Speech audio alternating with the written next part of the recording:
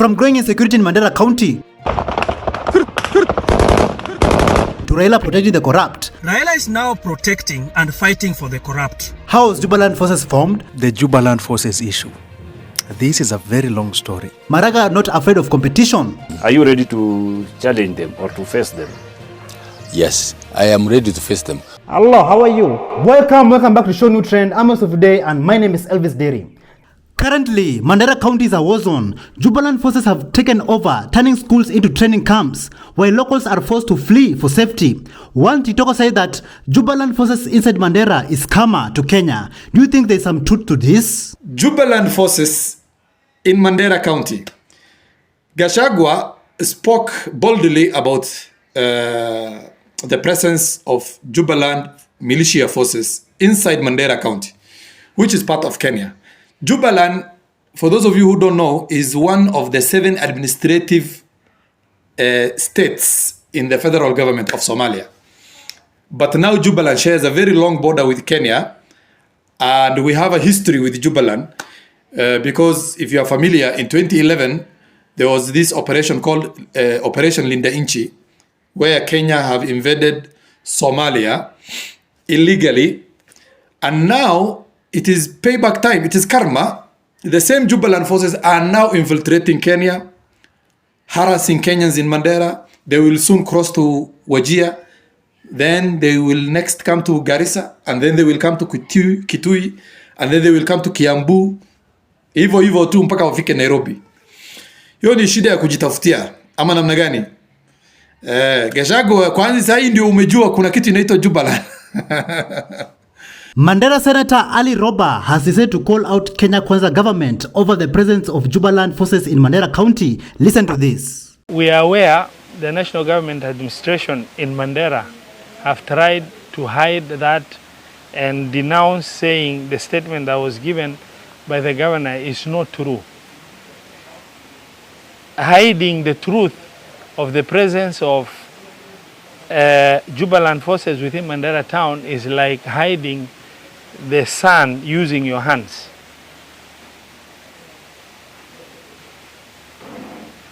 We are here to give an enforcing press statement on the alarming situation in Mandera, the presence of foreign forces occupying our town.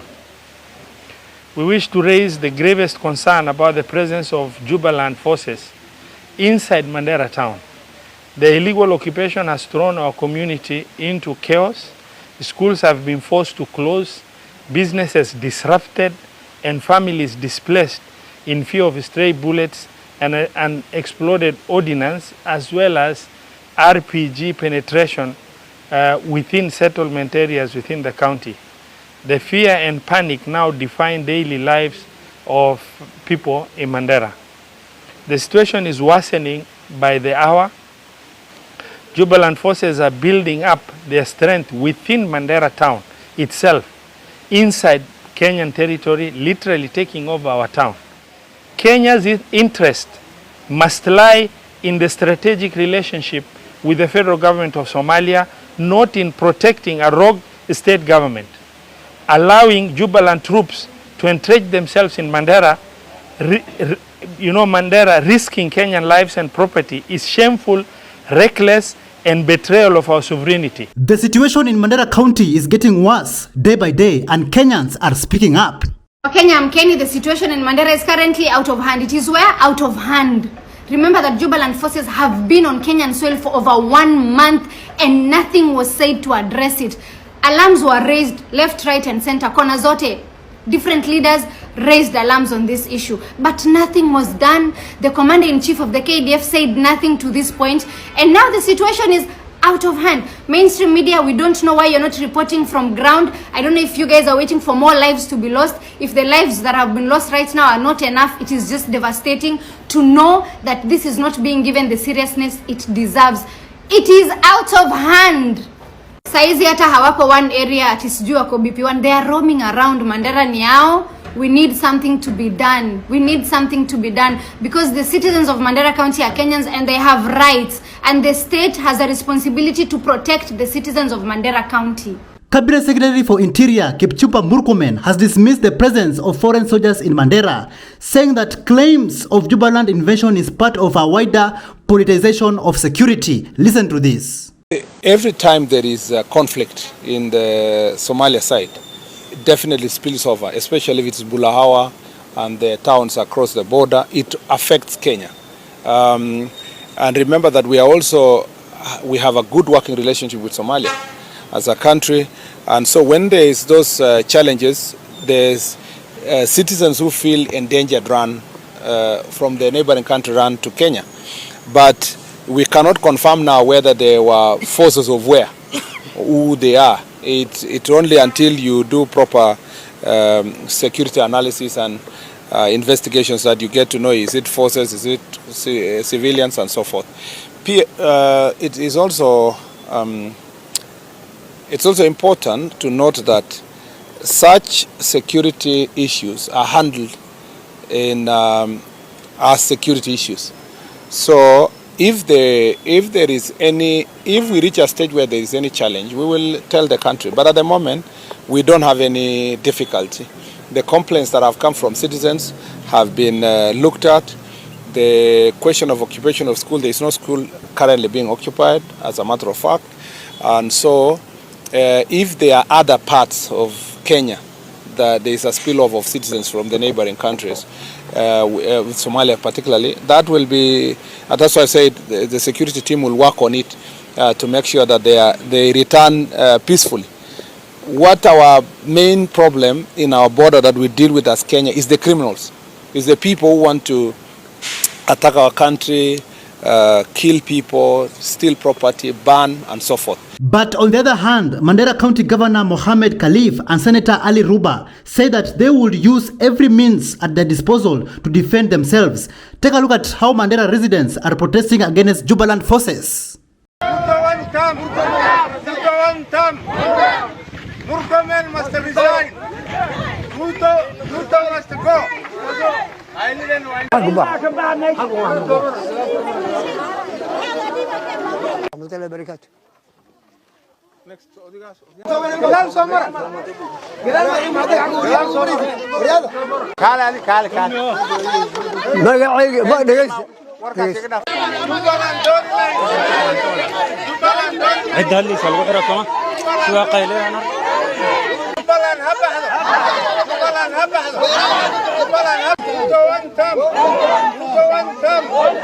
If you ask yourselves, how was Jubaland forces formed? Take a listen as Galma breaks down, as he also explains how Kenyan security is benefiting from it. Wakenya mbona mnashtuka with what's happening in Mandera?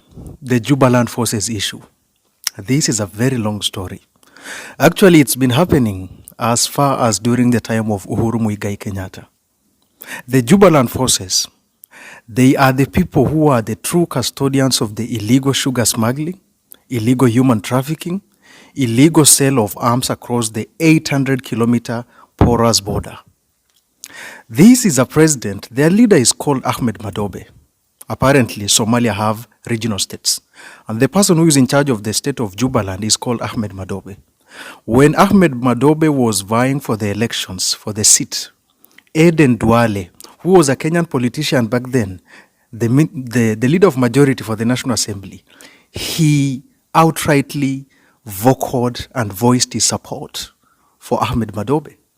Even when the president of the country was saying Kenya is using Jubaland leader to destabilize Somalia, that was Abdullahi Farmajo, Uhuru Kenyatta never cared.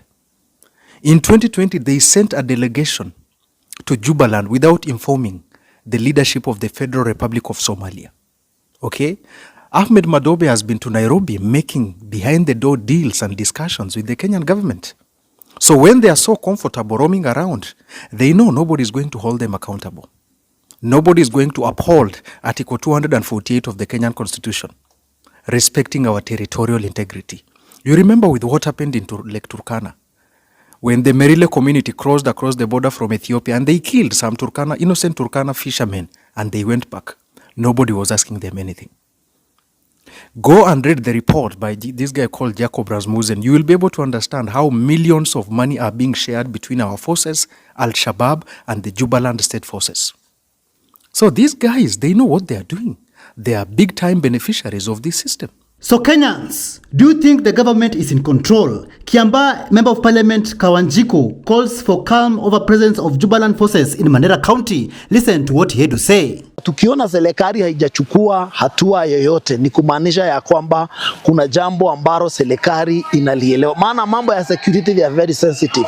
Kwa hivyo unaona kama serikali haijatoa hayo mambo nje, kuna mambo na nina uhakika ya kwamba kama mtu mkaaji wa kawaida anajua, nina uhakika serikali inajua ya kwamba watu wa military wa Jubaland wako side ya Mandera. Maybe pengine wanafanya training or maybe there is that security relations between Kenya na nchi ya Jubaland. Kwa hivyo tutagojea waziri akuje na ndio waweze kufafanua kinaga ubaga exactly what is happening in Mandera. Many Kenyans who are living and working in Mandera County are crying that the government is lying and Jubaland forces have occupied everywhere. Mimi mkaaji hapa Mandera na nafanya kazi ya garage na mambo imeharibika, militia wametuvamia. Siasa nasema vitu mingi lakini sio ukweli. Hospitali yote imefungwa, militia wameingia kwa shule, kwa barabara, kwa nyumba, wameteka over, tunaomba msaada. While Kenyans are being attacked in Mandera County, our officers are busy worshipping socialite Vera Sidika in Lodwar. Are we living in a broken society?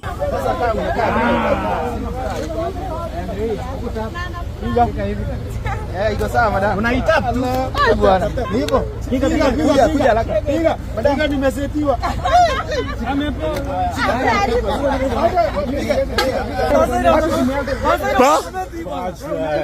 Tuko wapi? Tuko Lodwar. Haya, piga. Usiwe ingia. Haki ya Mungu. Haya moja. Nipige yangu moja. Ni hapo, nipige yangu. Nipige moja kuchoma picha ya Mungu.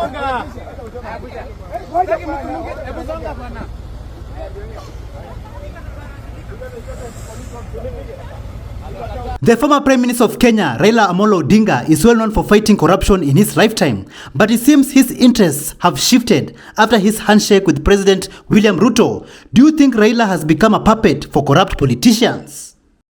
Raila is now protecting and fighting for the corrupt. He is protecting Sakaja from being impeached. Raila, a man who is known to fight against corruption, is now the one fighting for the corrupt and protecting the corrupt. It is so sad. I know very well that old age comes with some disadvantages, but Raila's family must protect Raila from these selfish politicians. Raila is old now, and there are people who want to take advantage of him. I know very well that these corrupt and selfish politicians want to take advantage of Raila. They steal, they loot, and use Raila as a shield. It is so sad. Very, very sad. Raila must be protected by his family. It is time that Raila needs to be protected by his family. The family can now say that you cannot just talk to Raila directly. This is an old man who is now, I think, is losing his mind. And politicians, some selfish politicians, are now taking advantage of his old age. It is only good that his family can protect him from these people. Or else, they are going to taint his name. They are going to ruin his legacy. Fanya Mambo Kinuthia decided to inject, urging Raila Odinga to stop saving Nairobi Governor Johnson Sakaja and save the city, which is in a very big mess. Sakaja, there is parking problems in this country. Breakdowns for Kanjo. If today your car breaks down in city, there will be a breakdown to pull you. But if you fall in the city, there is no ambulance to lift you up. Baba, the city is in a mess. In fact, Nairobi has lost its glory. And you want to save the person that more than 80 elected members of Kenya Assembly representing the various wards are coming and saying, ile ground wao wametoka, because MCAs live in their wards. Ile ground wao wametoka haitaki huyu mtu. Why would you want to be the only person who wants to bring us back what we do not want? Baba, we used to know you as the person who used to stand on the side of Wananchi. Yeah. Baba, we used to know you as the person who used to do what Wananchi want. What changed, Baba? Why are you always going to the side that Kenyans do not want you to be on? Leave Sakaja alone. The Bible says, kila mtu abebe msalaba wake. Let Sakaja carry his own cross. Allow the city county assembly to continue with its processes the way they want to do. Let them debate it on the floor of the house. If they want to impeach him, Nairobians will be happy. If he goes home, Nairobians will celebrate. And I think there needs to be a biometric analysis. Unajua kukuwe na ile kidole ya kucheck how many times Sakaja has checked into his office this year alone. You'll be surprised. No design. Yeah, so that's why we are saying, as a city, Baba, you are hurting the city. So Kenyans, if you ask yourselves, what really is corruption? Corruption is not bad. Corruption is only bad if I'm not involved. Yes. But if I'm part of that corruption, I'll defend it. Ahmed Hashi says that Kenyans are lucky that Raila Odinga is not the president of Kenya after the people realizing his true colors, defending the corrupt. Former Prime Minister said, and I thought that he was right, and I agree with him, I still think that that point is valid. But you know, he speaks, and then he acts in a different way. You know, we want the real Raila Odinga to stand up. I think the man has shown us that we were lucky by circumstance that he is not president. Because if he was, can you imagine what would happen to this country? You probably just, now we see the real him. Power actually brings you out.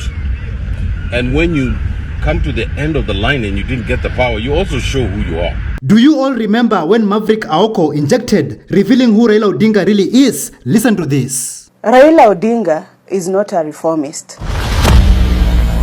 He's a shameless opportunist who has been riding on the blood of Kenyans to create wealth for himself, his clique, and his family. He has been playing us unabashedly like Ronaldinho for eons. With Moi, it was cooperating with Kanu. With Kibaki, it was nusu mkate. With Uhuru, it was handshake for the sake of peace. With Ruto, after youths were murdered and brains scattered on pavements in the streets of Nairobi, it's broad-based government. The Ayatollah of Opoda has held the Luo community ransom. Parliament, on the other hand, is filled by rotten, nefarious, greedy thugs and hooligans in expensive suits who gives budget hundreds of millions to a silly office like that one of Rachel Ruto as if power is sexually transmitted, while many kids out here are going without food or access to education, which is and ought to be a basic right. We do not have a country. We have a cabal of thieves, and we must reclaim back our country from these paragons of mediocrity. Lawyer and former president of the Supreme Court of Kenya, David Maraga, says that he's not afraid of competition, aiming for the highest office in Kenya. Listen to this interview clip by Ademba Alans. You said you've never had any political ambitions before.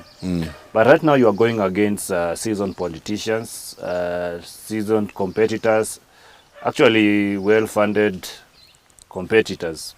Are you ready to challenge them or to face them? Yes, I am ready to face them. One thing, Aaron, you should know is that you don't have to be a politician to be a leader. Do you get me? I get you. I mean, politicians are leaders just like any other leaders. Look at the people who are in the private sector.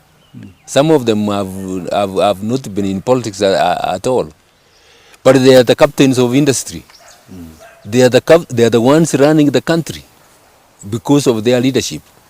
So even if I have not been in politics before, don't forget I was in government. I led an arm of government, so I know how the government operates. All that we need to do is I'll get a team. I'll get people into positions where they are competent. It is the people who hire and fire government, and we will prove them on Tuesday that it is the people of Kenya who will make the decision to take Kenya forward. Don't give up on me, Jeshi.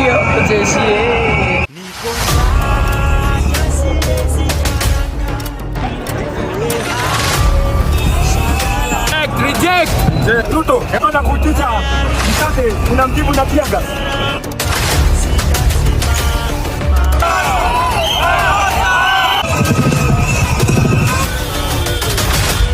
Dr. Jembil, iko hapa na Yasin Bradley. We reject the finance bill 2024. Tunasema Thank you so much for joining us on today's show. See you in the next one. Bye bye.